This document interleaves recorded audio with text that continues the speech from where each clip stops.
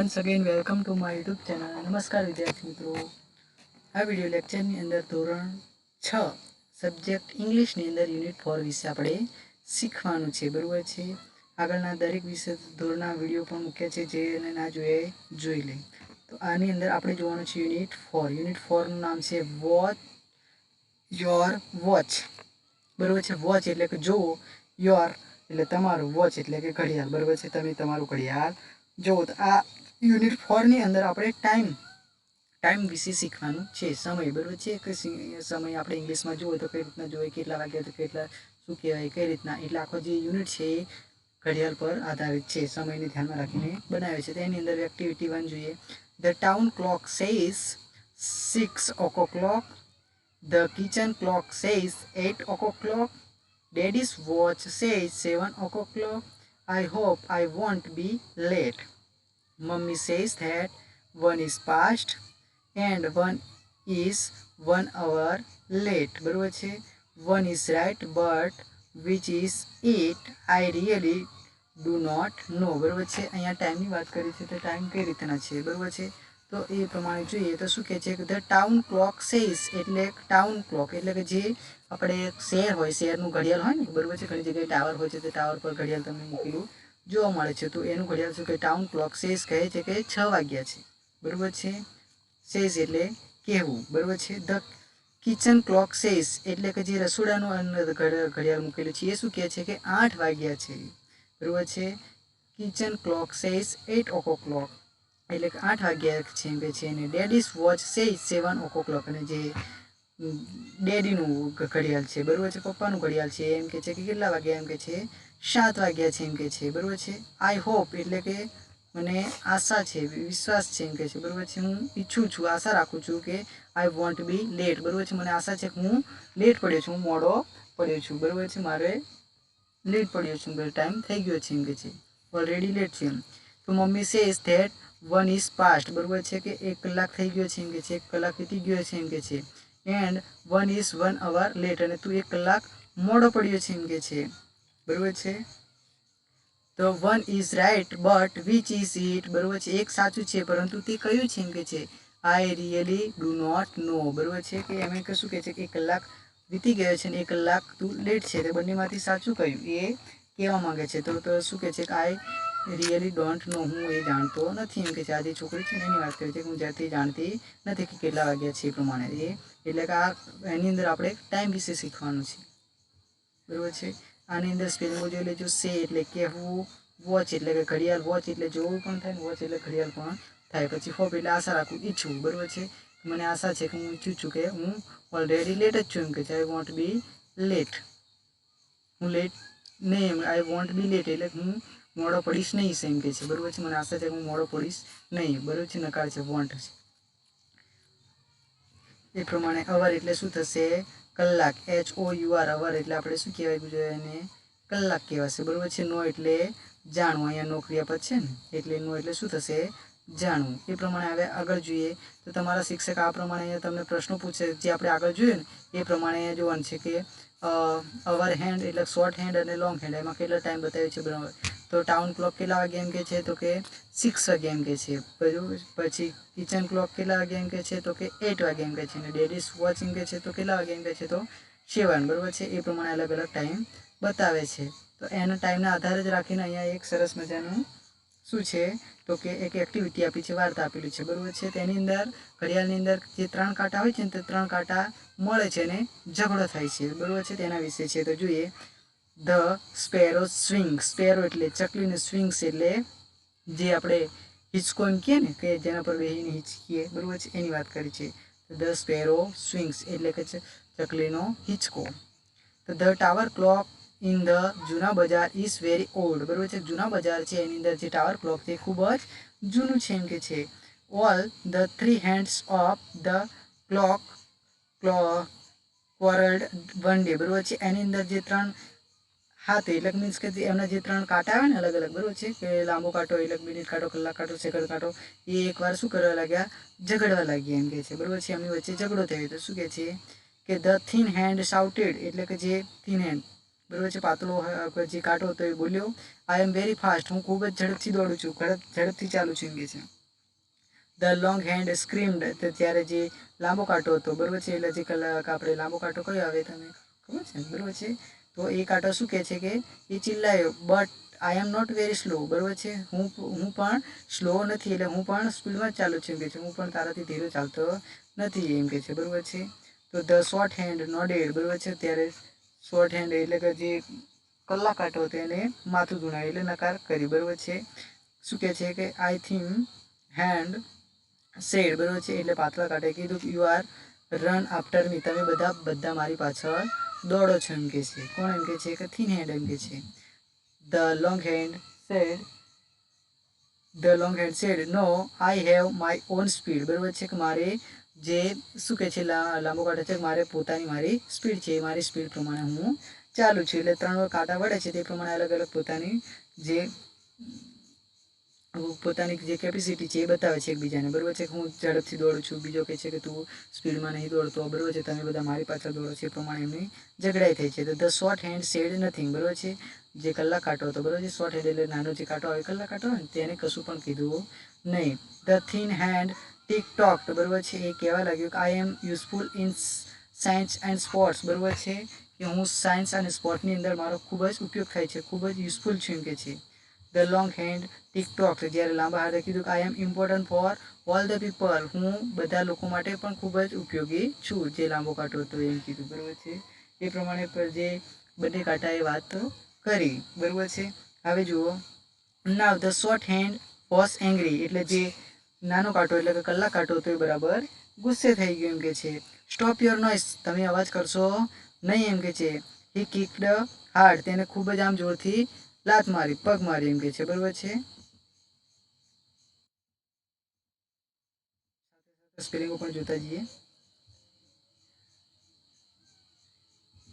તો જોરથી કિક મારી એટલે કે પગ માર્યો. The thin and the long hand fell down, જે નાનો આપણે બરાબર છે પાતળો કાંટો અને જે લાંબો કાંટો એ બંને પડી ગયા. કાનજીભાઈ નોટિસ ધીસ ફર્સ્ટ, બરાબર છે, એટલે કાનજીભાઈ બજારમાં ફરવા નીકળ્યા હશે એટલે એને સૌથી પહેલા જોયું. He looked up to set his wrist watch, બરાબર છે, કેમ જોયું, કારણ કે એમનું ઘડિયાળ હાથમાં હતું, તે ઘડિયાળમાં ટાઈમ સેટ કરવા માંગતા હતા એટલે કે ટાવર પર જોયું એમ કે છે. હી ઇન્ફોર્મ ધ મ્યુનિસિપાલિટી એટલે કે જે મ્યુનિસિપાલિટી હોય ને શહેરની અંદર, બરાબર છે, નગરપાલિકા, એની અંદર એને જાણ કરી, જણાવી માહિતી. The municipality replaced it with a digital clock, બરાબર છે, આ જે મ્યુનિસિપાલિટી હતી એ જે જૂનું ઘડિયાળ હતું એની જગ્યાએ ડિજિટલ ક્લોક મૂકી દીધું, બરાબર છે, આધુનિક જે સિસ્ટમ પ્રમાણે નવું ઘડિયાળ મૂકી દીધું. But then a sparrow went to the chief officer, બરાબર, પરંતુ જે આવે ચકલી હતી તે ચીફ ઓફિસર જોડે ગયે, બરાબર છે, ફરિયાદ કરવા માટે. ઇટ કમ્પ્લેન્ડ એટલે કે કમ્પ્લેન એટલે ફરિયાદ નોંધાવી, ફરિયાદ કરવા ગઈ કે વેર ઇઝ માય સ્વિંગ, મારો હિંચકો ક્યાં છે એમ કે છે. વેર શેલ આઈ સીટ, એમ કે છે, હું હવે ક્યાં બેસીશ. સિંગ એન્ડ પ્લે, બરાબર છે, હવે હું ક્યાં બેસીને ગાઈશ અને રમીશ એમ કે છે, બરાબર છે, કારણ કે જે કાંટા હતા ને એનો હિંચકો હતો એ તૂટી પડ્યો છે, એટલા માટે એને ચકલીએ શું કરી, ફરિયાદ કરી. એટલે અહીંયા અલગ અલગ પ્રકારના કાંટા આપ્યા છે, બરાબર છે, એનું શું કામ છે, બરાબર છે, કઈ પ્રમાણે એમનું પ્રોસેસ છે અહીંયા તમને બતાવી છે અલગ અલગ કાંટા, કારણ કે 3 કાંટા ભેગા થઈને ઝઘડતા હતા એટલા માટે, બરાબર છે.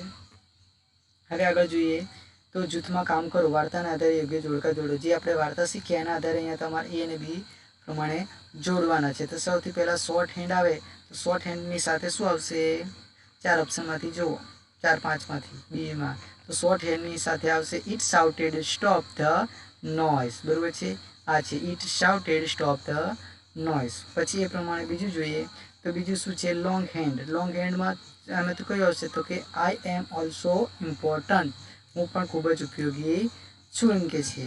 એ પ્રમાણે આગળ જોઈએ થિન હેન્ડ, જે પાતળો કાંટો હતો તે શું કહે છે કે આઈ રન ફાસ્ટ, હું ખૂબ ઝડપથી દોડું છું એમ કે છે.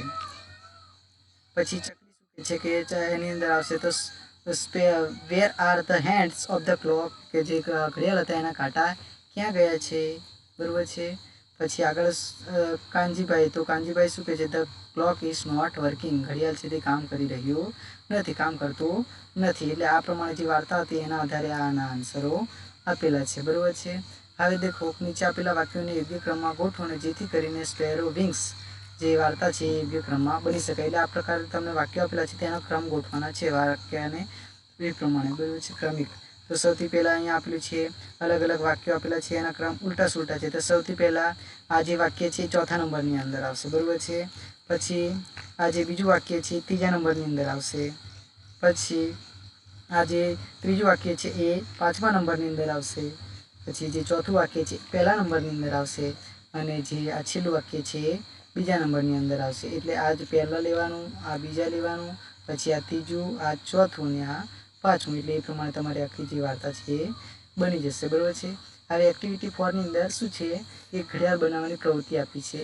તો એની અંદર દેખો, Khushi says mummy I want to make a clock. ખુશીએ કીધું મમ્મી હું ઘડિયાળ બનાવવા માંગુ છું. તો Bharatiben says for school project, શું તમારો સ્કૂલનો પ્રોજેક્ટ છે એવું પૂછે છે. તો Khushi says yes mom what are the things we need. બરાબર છે કે આપણે ઘડિયાળ બનાવવું છે તેમાં કઈ કઈ વસ્તુની જરૂર પડશે, આપણે શું શું વસ્તુ લાવવું પડશે એમ કે છે.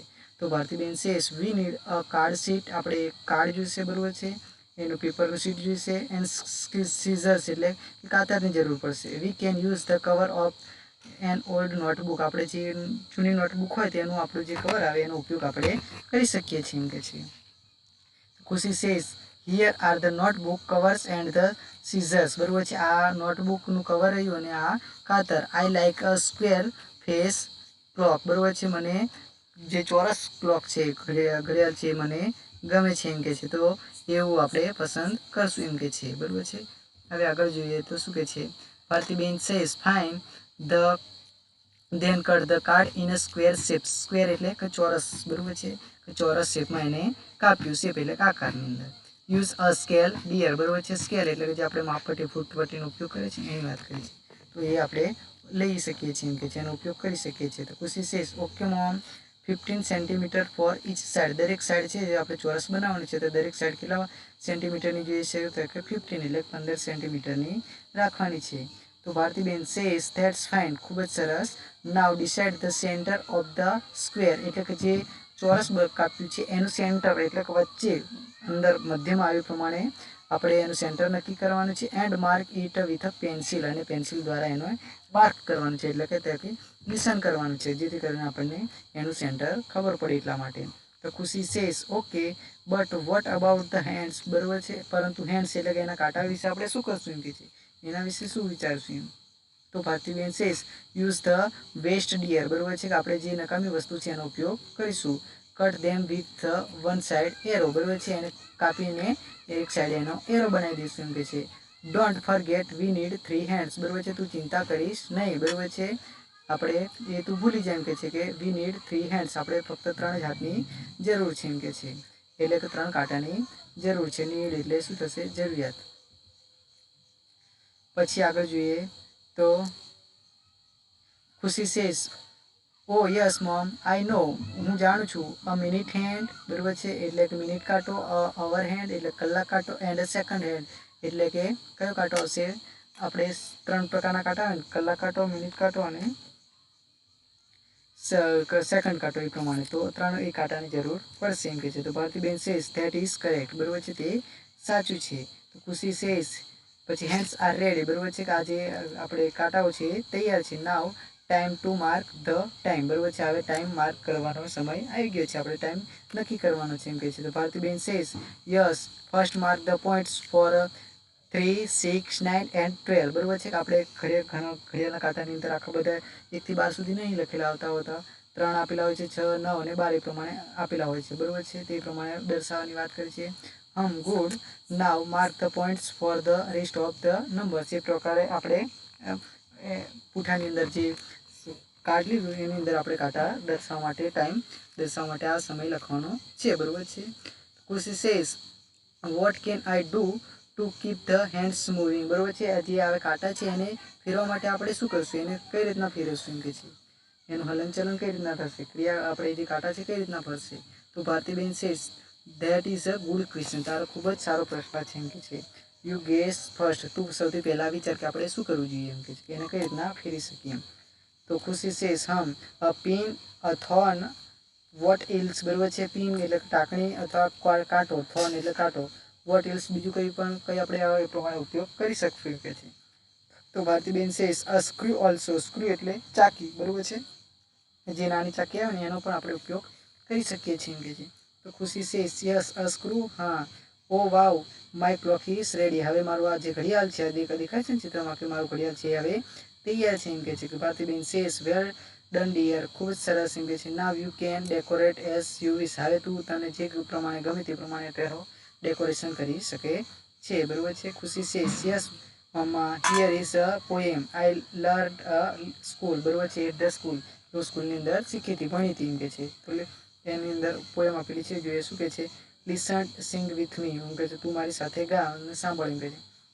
The new card clock with a friendly face make our house a happy place.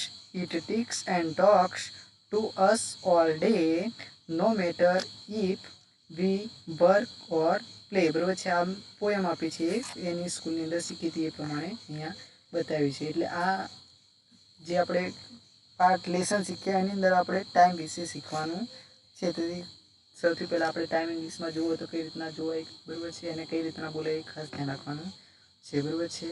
Okay, thank you.